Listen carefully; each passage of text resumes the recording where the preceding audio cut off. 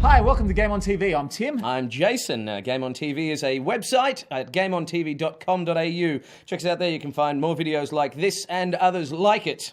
And on today's show, we're looking at Soul Calibur V, Quarrel, the Michael Jackson Experience for iOS, the Star Wars Kinect Bundle, Gotham City Imposters, Kingdoms of Amalur, The Reckoning, Super Bowl trailers, and Chronicle.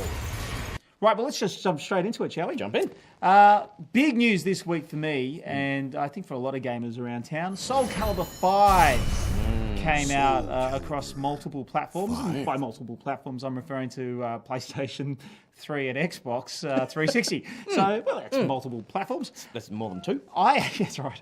I was looking forward to playing this game. Yeah, I got right into Soul Calibur 4. Yeah. Well, I mean, look, Soul Calibur 4 for me was a game that I thought was really enjoyable. Yep. And I thought, well, what are they going to do? I mean, the big thing last time they had the special characters were your Star Wars characters, and I thought that was going to be kind of fun. Although during Soul Calibur 4, when you know you're fighting people with a lightsaber, I found it kind of weird that you could hit them and nothing would happen. You know, they'd sort of just get hit by a lightsaber, and like, ow. Yeah. And then they'll fight you with like nunchakus or something, which I found a bit kind of crazy. The wounds were immediately cauterized. Right, yeah. That was fun. But in this one, you get the chance to play the bonus character is obviously Ezio from Assassin's Creed. Yes, indeed. And I thought that's going to be enough to draw me in and play the game. So if you're having a look at the game right now, graphically the game is a good looking game. It's a good looking game. It's not a great looking game. And this is the thing. Soul Calibur 4 I thought was a great looking game. Yep. This to me kind of feels like some of the graphics are really, really nice, but the majority of the levels kind of, when you get down to it, they kind of look a little pixelated. It doesn't have a very good feel for the game. Soul Calibur's always been that type of game that just looks fantastic. And I think this doesn't look better than Soul Calibur 4. I think it looks in the same sort of area as Soul Calibur 4. Yep. It's certainly not an improvement as far as the look of the game. But the thing that got me the most about this game was that up until this point, Soul Calibur always had that voice, the fate of destiny was coming, round one, fight. Well, in this one, if you have a listen to it, it's like this punchy little, well, today we're going to have a fight.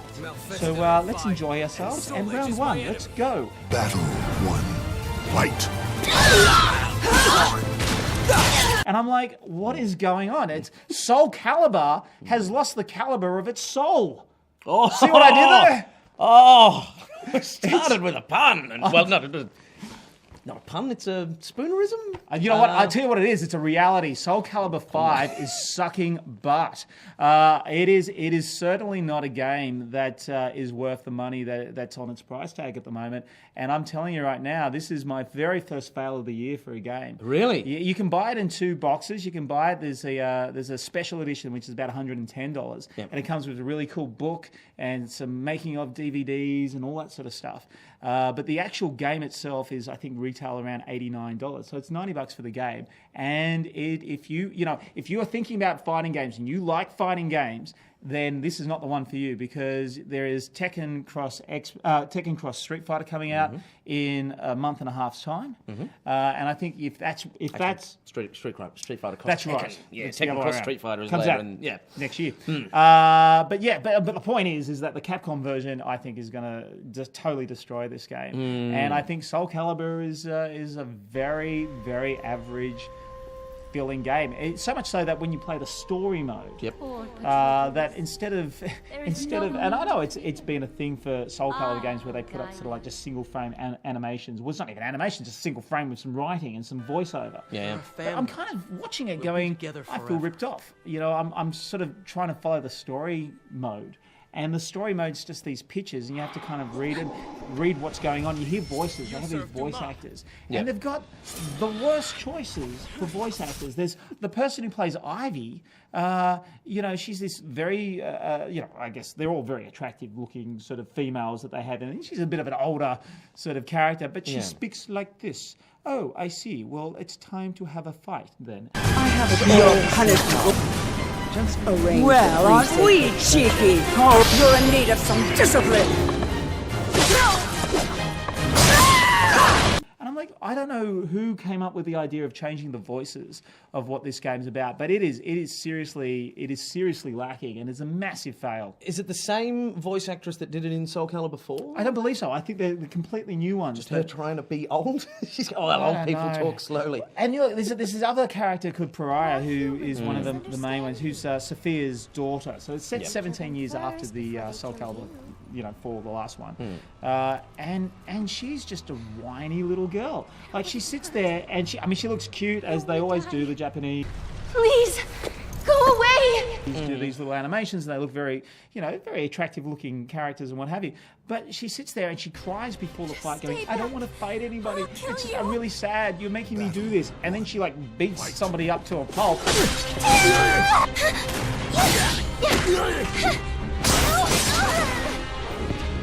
Here I go! Are you in pain? And then she cries and runs away. I'm just like, don't give me a whiny character that I have to play. I'm telling you right now, look, will I keep playing it? Yeah, I'll probably play it. It's more of a two-player game. If you're interested in playing games and you are a massive Soul Calibur fan, then you will probably enjoy this. It's got a couple of new features, like there's what they call Critical Edge. Feature, which is where it's kind of like your super move from Street Fighter. It's basically your two punch buttons and your kick button and doing the half circle forward twice. And if you do that and you land it, you take off that much energy, and it does a little move. I mean, ultimately, it's nothing new. It's just, to me, it feels like it's playing catch up, and it feels like, even with that massive amount of stuff that you get with the extras, the making of DVD and stuff like that, it's like, I don't care, because it is terrible. Like, the fact that people actually sat there and made this game bores the crap out of me, because it's a boring game. Wow, okay, talk to me about this. In Soul Calibur 4, one of the big things that I really enjoyed was the character customization. I did a lot of, made Green Arrow, and I made Nightwing and all this sort of stuff. What's the character customization Look, like? It's exactly the same, which is great, If you have Soul Calibur 4, you don't need Soul Calibur 5. Yeah, right. Soul Calibur 4, you have better characters. You've got Yoda, you've got Darth Vader, you've got the Apprentice, you've got all these characters that are kind of cool, plus you have the customization. Like, nothing's enhanced. And you could say, well, not much has been enhanced in Modern Warfare 3, and if you're a big fan of the Soul Calibur, you're going to enjoy this. Yeah, you probably are. If you're a fan of Soul Calibur, you probably like this game. But the reality is, this game as a standalone unit is just terrible, and you're better off spending $20 buying Soul Calibur 4 in your system and getting into that. Soul Calibur 4 is an early contender for our Game of the Year. Just saying. So that's my review. I think it's the first fail of 2012. Yeah, right. Well done. Very nice. Congratulations to Soul Calibur 5. I did want to talk about Quarrel. It's a game that came out on iOS. I think a company called Denki. Could be wrong there. This week it also came out on Xbox Live. Now, I love it. Oh, you love it? I love Quarrel. Let me give you a basic idea what it is. It's kind of like Scrabble, right, and Boggle. Yes. Meets Risk. So basically, you're playing against other players, and you have to come up with a better word faster if they challenge you, and you're basically trying to take over territories. I'm probably watching the video will explain this a lot better than I can. Now, the thing is, as you go through it, the kind of story mode is this thing called domination, which is pretty great if you've done Words with Friends or Scrabble, or you have basic grammar. You're not going to have too much trouble with this until you get to the top level. Basically, with the top level, you're dealing with the computer's fastest and smartest player. Now, the problem is that's when you run into troubles with the dictionary. You don't know the exact dictionary that the word's using, so you'll throw in a word that you know to be a word, and it just won't come up and stuff like that. But anyway, at the end of the day, the version on the iPad is great fun. I've been playing it for a couple of weeks now, and it's really enjoyable. The reason I wanted to talk about it is it's come out on Xbox Live this week. I just downloaded the demo because I thought, well, I'll see how it plays. Sure. The big thing about doing it on your Xbox is that you can do multiplayer, online multiplayer, so you can play against other people. Now, for me, I ran into this problem with Scrabble.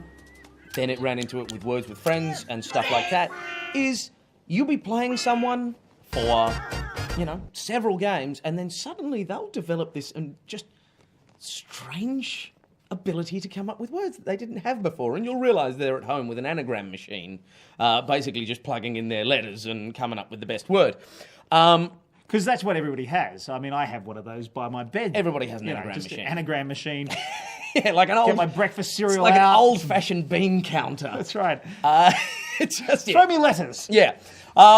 Have my cereal. Yeah, so basically, I've no interest in playing against other people, especially online where you've got the anonymity of, oh, you don't know who I am, I'll make up words. Are you upset that they're smarter than you? Is that what it is? No, because I do all right.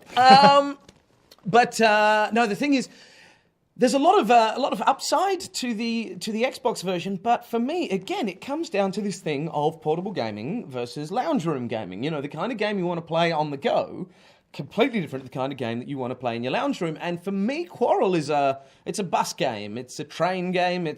When you're out and about, Quarrel is a great game. But I've no real interest in sitting down in my lounge room and playing Quarrel. I don't know. I think.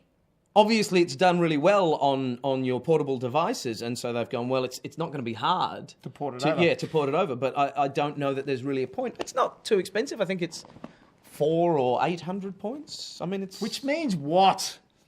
$10,000 or $30,000. We don't know what that means. Yeah. So you're telling me you have no Quarrel with Quarrel on the iPad? That's what you're telling me. But major quarrels. We're doing vaudeville here, ladies and gentlemen, is what's going on. It's a GameOnTV vaudeville show. Behind we're you. Taking it to oldie England. Is what we're doing. Yeah, so that's Quarrel. No, I have no quarrel with Quarrel. Yeah, Game On for Quarrel definitely on the iPad, where I think it's free to download. It's $2.99 for the complete game purchase, so I'd highly recommend it. Beautiful. I've been playing some games on the iPad myself.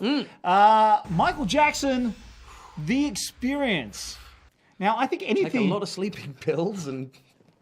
That's tasteless. Too soon. Yeah. I think anything named The Experience is... it's a bit of a worry. But look, I got to set this game earlier this week, and it's been out for a couple of weeks. Actually came out just before Christmas. Yeah. And I thought I'd get into it. I actually don't mind games that you rock sort of your Guitar Hero games and things like that, your Rock Band games, and I quite like it.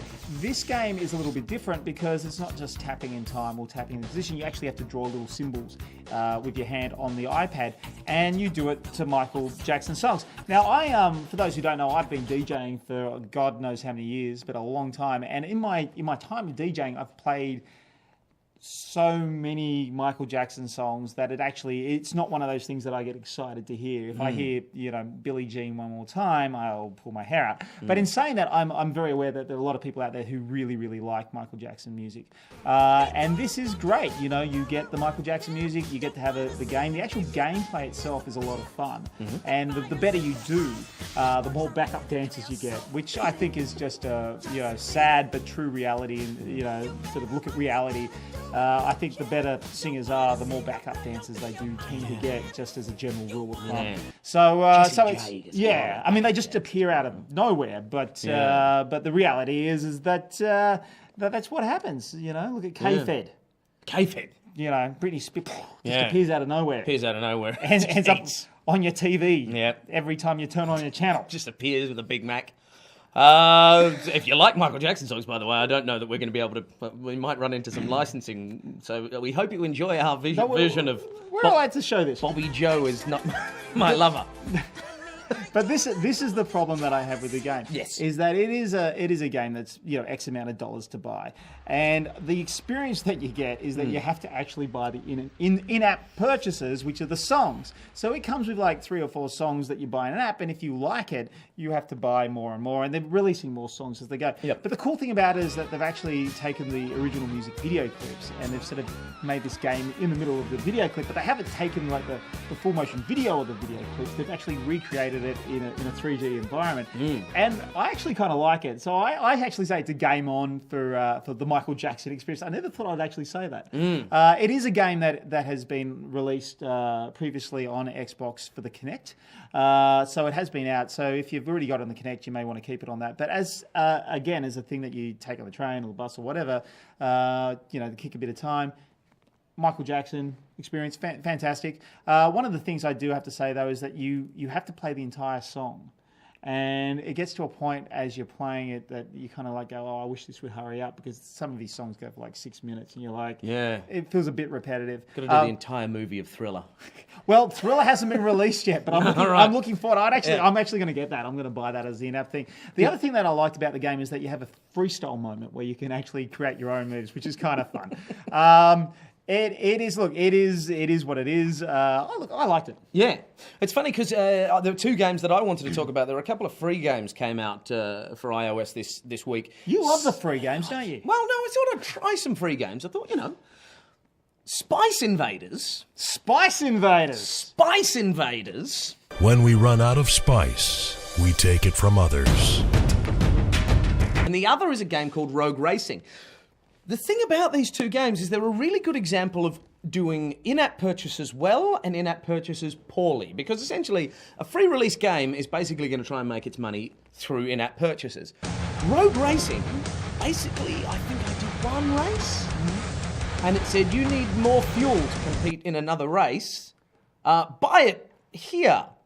Now I'm paying $16. Yeah, I'm paying too much for fuel in the real world. I don't need to start doing it on an iPad.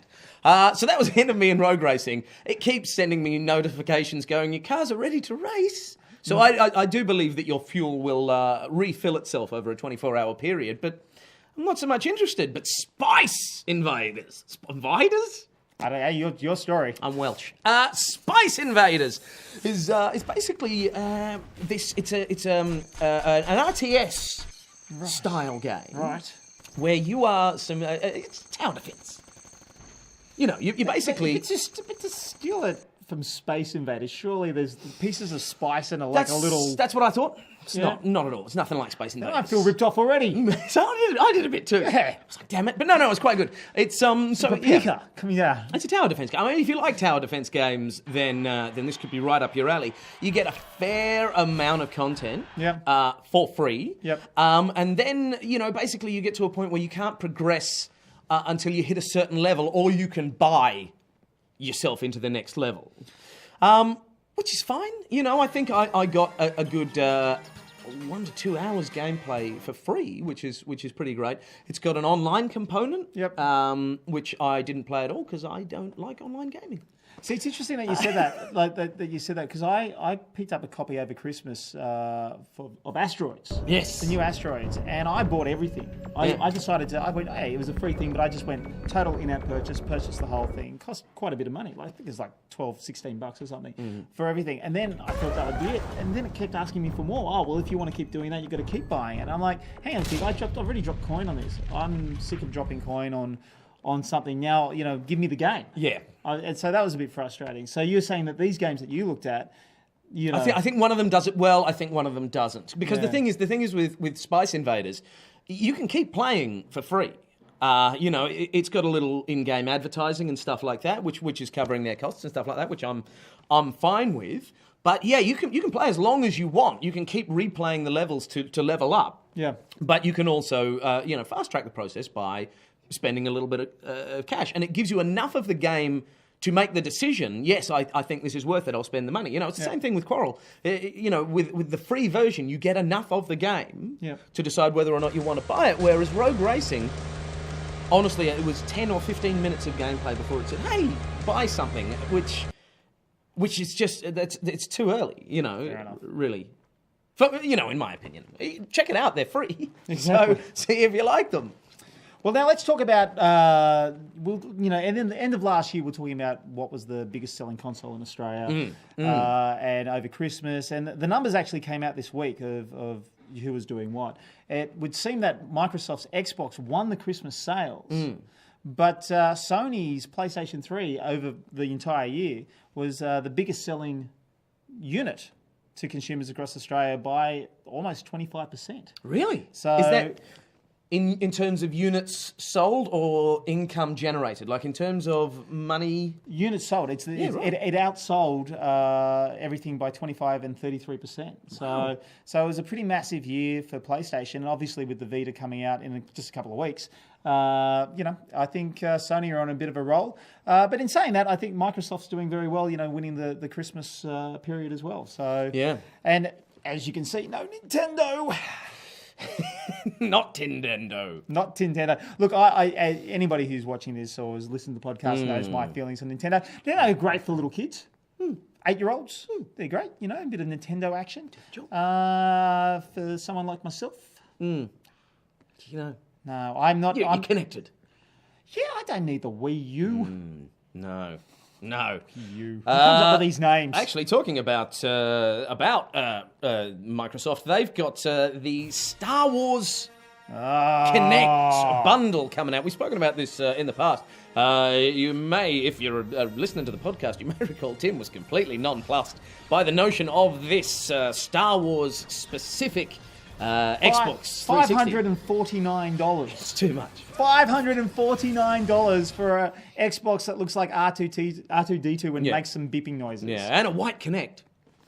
And a C3PO controller. That is a little bit too much. It's April 3rd it's coming out, but it's coming out in conjunction, shall we say, with the release of Star Wars Connect. Well, that's actually April 5th in Australia.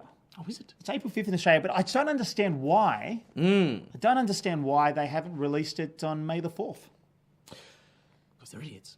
Because, May the 4th be with you. That They makes like sense to me. Yeah. They like missing opportunities. We played a little bit of Star did. Wars Connect last year. Yeah. About September. Yeah. I can't really remember. What do you think of Star Wars Connect? Oh, look, I'm given that we played it a while ago and they've possibly done a lot And they have. to make it better. They have. I could tell you some things in a second, but go on. Look, I'm looking forward to it. I think it'll definitely be fun. Whether it's going to be the game for the Kinect, I think the Kinect is good for dalliances. I don't know if it's good for. Okay. Hey, this is the future of gaming. This You are is- the controller. You are the controller. This is my issue with Star Wars Connect. They have added in the last couple of weeks. Jar Jar Binks. Oh, probably. But they have added as one of the games, the side games for the Kinect. And you can actually play it in 3D, dancing. Yes, like the Just Dance, the Dance Revolution, that type of vibe. One of the secret unlockable characters will be C-3PO dancing. B. Arthur? Can you unlock B. Arthur in the Christmas special? This is what I'm saying. This is what it feels like. It feels like the dodgy Christmas special of Star Wars, and I think this is terrible. I mean, look, I get it. It's family fun, family friendly, but I am so not looking forward to this. I was so uber keen. Yep. And when I played the game back in the day, it was just you swing your hand to knock things over, you jump up in the air, and you jump forward. There was no sort of using the force and doing stuff. It was all just really sort of simple hand movements. Again, I think it's perfect for children. I think it's a perfect family-friendly game, and I think it's going to do incredibly well being the gimmick that it is. But for me personally, I'm feeling a little jaded once they added the Dance Revolution section to the game, and also the fact that it's a $70, it's a $69.95 Kinect game. Most Kinect games are coming in about $59, so it's about $10. Look, will I get it? Yes. Am I excited to play it? Yes. I'll probably have a go, but will it be one of those games? I mean, I don't know. Did I wake up on the wrong side of the bed? I'm hating everything today. I'm cranky. So I don't know. I'm feeling a bit dodgy about this whole Star Wars Connect thing. Let's get away from Star Wars then. The other big release this week is Kingdoms of Amalur: The Reckoning. Oh, Possibly just Reckoning. In fact, I think it's just Kingdoms of Amalur: Reckoning. he likes a colon. You like anything with a colon in it. You can't get it released these days without a colon in it. True. I haven't played it. No. It's what's R.R. Salvatore joining forces with Todd McFarlane, who's been pretty useless for years. I care not for Spawn, but it looks kind of fun. It's drawing the obvious comparisons to Skyrim, but for me it looks more reminiscent of Fable. Yeah. Now, Fable 1 and 2, I was a huge fan of. Fable 3, not really. I never got into Fable. Well, you didn't have an Xbox. Well, I played it. Yeah, but not. I played the first one. I had the original Xbox. Yeah. So, and Fable was out on the original Oh, Xbox. steady on, don't get. This guy Don't here. get too upset. Well, no, look, it's come out. At the moment, its reviews are right all over the place. It's difficult to tell what the general consensus is, and since I haven't played it, I can't tell you. Well, thanks what for the bringing general it up. consensus is.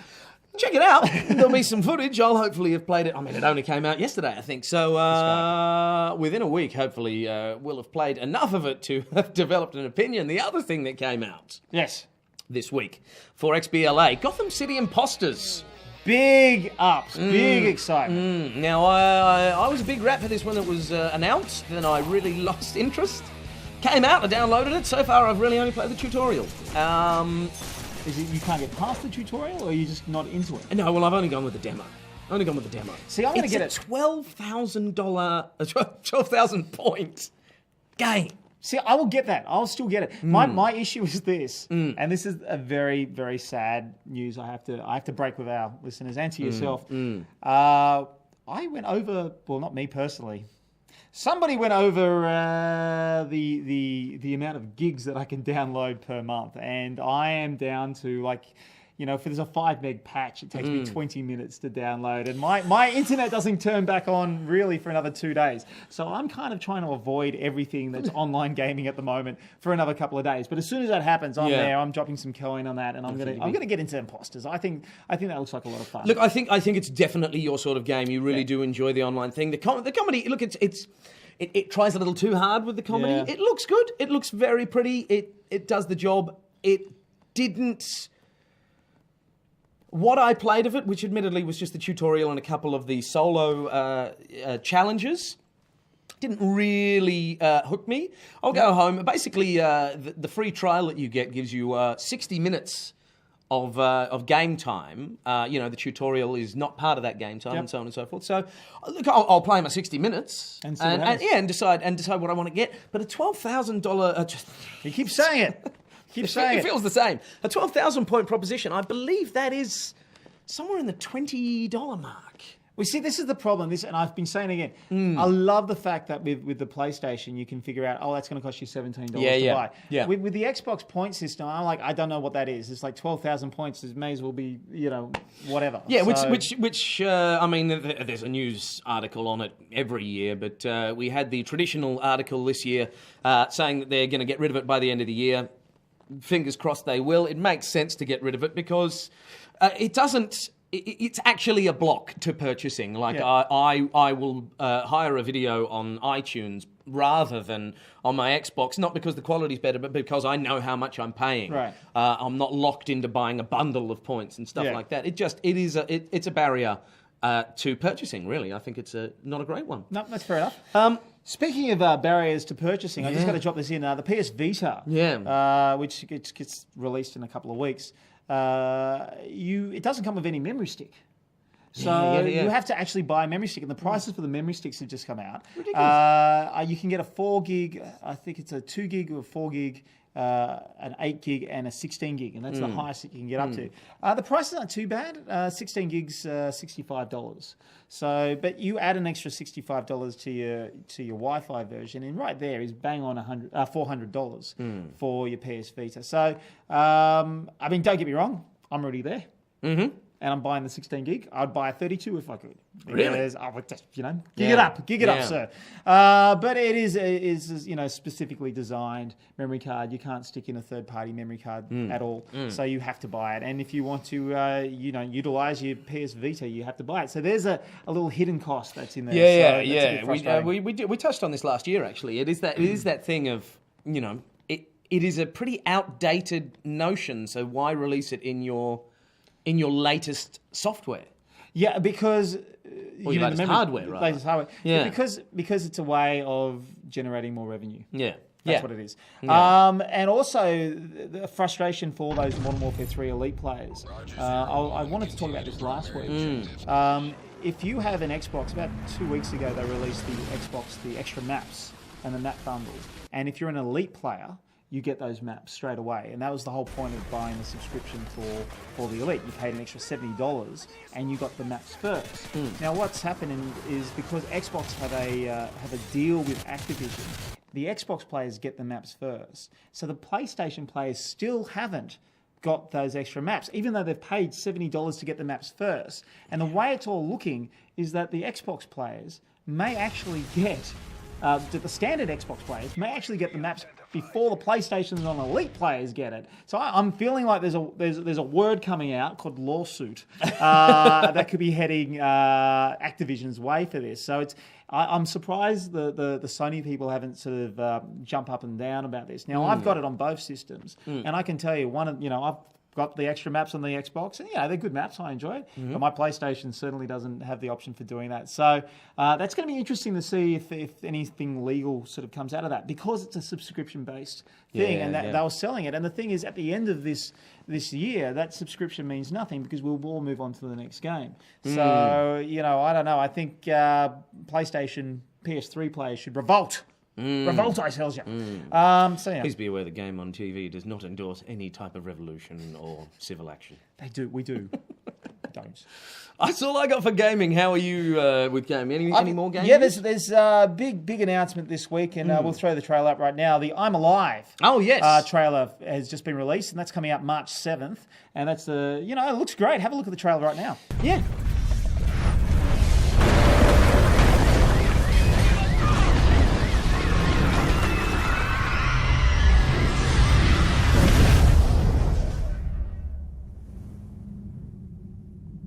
There it is. Good looking trailer. We've also had some good looking stuff that's also happened, or some interesting insider news. Yeah. From out of the Google camp. I don't know if you've heard about this, but an insider. It hasn't been confirmed, but there's been reports all over the internet about it. Unconfirmed source. But they've said that they've created these heads-up display sunglasses, where the left eye, gives you this augmented reality. So it's got a little camera on it, so you can see as if you are looking out through one of your particular eyes. But it gives you like the Terminator heads-up display, where it can give you map directions to where you want to go, distance to places, distance to, take photos, all from your eyes. So you kind of like, Arnold Schwarzenegger, I'm here to tell you I can see, all that sort of stuff. Yeah. Man, it's becoming a reality, they say. Yeah, and as a bonus, it comes with a migraine. Well, they're talking about actually having in the very near future, and I don't understand this, but they're hinting that they're going to have a 3D camera, 2 cameras just on the top of your lenses there, and that you actually can't see through your glasses at all. Yeah. But the camera will then project the image in 3D, and you're like going, okay, it's good seeing people. Yeah. It's good looking out through. It's not going to be an issue when you're driving and the camera shorts out. That's right. That'll be fine. Don't worry about that. But anyway, so that's kind of interesting. And also last week, the Kinect has launched on Windows, on PC. Oh, really? And because, I guess they can. So now you can use voice activation, and this is in America. But it's $100 more expensive to buy the Kinect on PC than it is on Xbox. So, again, in America. So it's kind of like you're really paying for the privilege. I think you'd be better off just buying an Xbox. And, I don't know. Some people use the PCs to run all their TVs and, movies and stuff like that. That's true. That's true. But it's, look, I don't know. There's very little games for the Windows version. Thus far, I'm sure they'll just port it across. I don't think it's going to be a massive thing. Yeah, that's a weird one. So that's my news on games and technology. Let's jump into movies. First thing I want to talk about. Last week, or rather Monday this week, was the Super Bowl. And was it super? It was bowly. Oh. For most geeks, if you will, the big thing would be the adverts, particularly the movie trailers. Wasn't that impressive this year. Had Spider-Man, did they not? No. They had Spider-Man. Spider-Man was released, though, 2 days ago. Yes, the new Amazing Spider-Man trailer was released a couple of days ago, which is pretty great. Well, you'll be watching that right now. Yeah. Fans of the podcast know I was really unimpressed with the first trailer, especially the, look, I'm first person swinging. Whereas I loved it. You did. I was but you totally have geeked no out. memory of Doom the movie. So you don't know how bad that is. Actually, I do have memory of that. But just rock in the fetal position all the time. Yeah.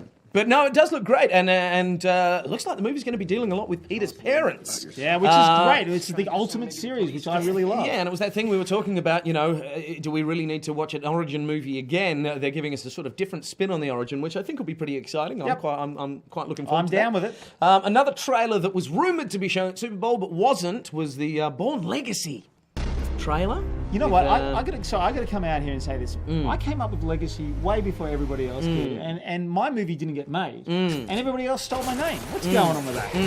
Who the hell is he? I don't know. Jeremy Renner is in the Bourne Legacy. Yeah. I don't know. It's Jeremy Renner and Ed Norton. So you've got the Hulk and Hawkeye. You don't have the Hulk anymore. No, you don't have the current Hulk. No, he was turfed out of that. Yeah, it didn't really get me excited for it at all. I mean, I loved the first Bourne. And second was third was I don't know. So maybe the Bourne series are going to be Star Trek. You know. like Star I got to Trek. tell you a funny story. I had an ex-girlfriend once get confused with the Bourne movies. Right. And that was funny enough because it's like, I don't understand what's happening. I'm like, it's just a dude shooting a gun, dude. That's what's happening. Fair It's enough. a guy shooting a gun. So to her, this one's for you. A couple of trailers we did get at the Super Bowl. First, there was the new Avengers trailer, which you can view excited? online.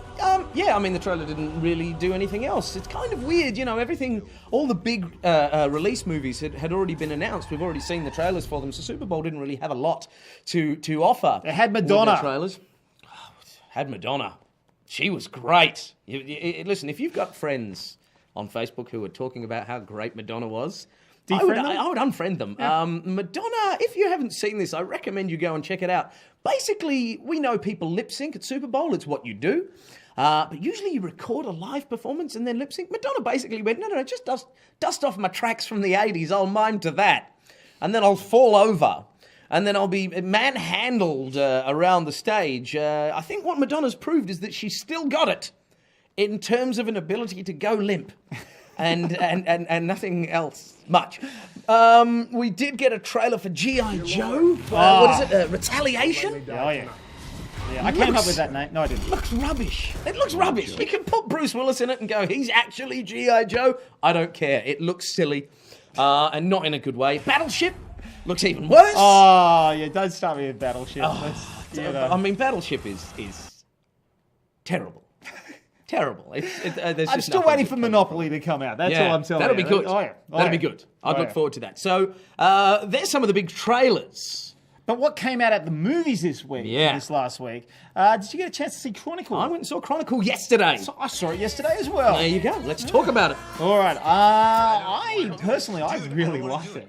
I thought it was a lot of fun. It's a sort of thing that I wish it wasn't a found footage type of movie, because I actually felt the movie could have, stood on its own ground as a film. Yep. I kind of liked the way it was, it was done in the sense that the camera was moving, because in this particular film, because they have powers of things like telekinesis and stuff like that, he can have the camera floating around. Yeah. I thought that was kind of cool, but I didn't understand what the motivation was to have the camera on him all the time. Like, I know it was kind of like, well, he was just in this weird place and he wanted to film everything. I went, I don't buy it.